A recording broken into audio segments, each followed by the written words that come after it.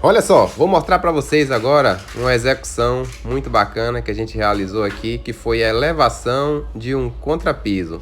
Esse contrapiso tinha um batente, estava muito mais alto do que o outro ambiente, e a gente fez o preenchimento com EPS. Então a gente veio colando o EPS no chão.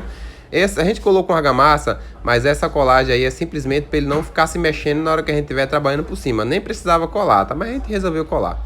Depois a gente veio preenchendo com concreto, tá? A gente fez um concreto aí de 20 MPa e foi preenchendo todas as cavidades no lugar, como se fosse o mesmo espaço da longarina, para poder dar o apoio do nosso contrapiso.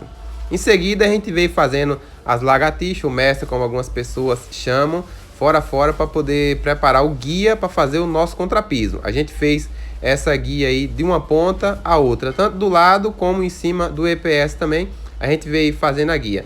Primeiro a gente coloca todas as mestras no lugar, depois a gente vai espalhando a massa, coloca a massa um pouquinho mais mole para poder a gente conseguir fazer a mestra todinha de uma ponta até a outra, dessa forma como você está vendo aí.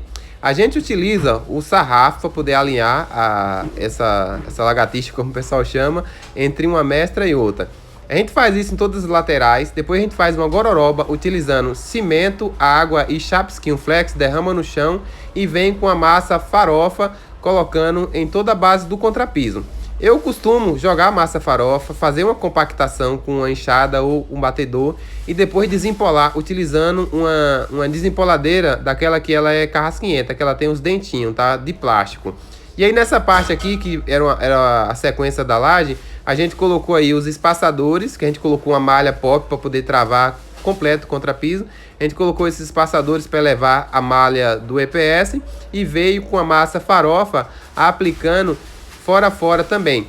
E sempre que a gente faz esse contrapiso, a gente costuma fazer as mestras laterais e depois ir puxando o contrapiso, alinhando pelas mestras que já está seco. E dessa forma a gente consegue trabalhar rapidinho, com bastante eficiência, e o contrapiso não fica com barriga. Então a gente veio puxando o contrapiso fora. Depois que a gente terminou o contrapiso, a gente fez uma limpeza geral, mais ou menos uma semana depois. E aí fez essa limpeza e veio aplicando um prime chamado Ultra Grip para poder promover a aderência do nosso piso líquido que a gente vai colocar aqui. Então a gente aplicou aí o Ultra Grip fora, do jeito que você tá vendo. A gente aplica o Ultra Grip com rolo, tá? Isso é uma ponte de aderência. Depois a gente vem aqui com o piso autonivelante, ou chamado piso líquido, tá? A gente faz a regularização de toda essa base aí. Esse chão vai ficar super lisinho, parecendo aquele chão de cimento queimado, tá? Esse produto que você tá vendo aí não é cimento e água. Esse daí é um autonivelante. Ele se auto-nivela na base, na superfície, deixando a superfície toda regularizada. Essa base é utilizada para poder fazer a aplicação em seguida, ou piso vinílico, ou cimento queimado, alguma coisa de efeito que você quer dar. A gente aplica ele com o rodo, depois vem com o rolo, fura a bolha e passando por cima para poder furar todas as bolhas e deixar ele totalmente uniforme. Para poder andar sobre o produto, a gente utiliza um sapato de prego. Olha, se você observar no meu pé, a gente tem esse sapato e a gente vai rodando. Depois que está tudo seco, no dia seguinte a gente vem aplicando a Smart Resina, que vai dar um brilho no contrapiso, e o resultado final é esse aí, ó.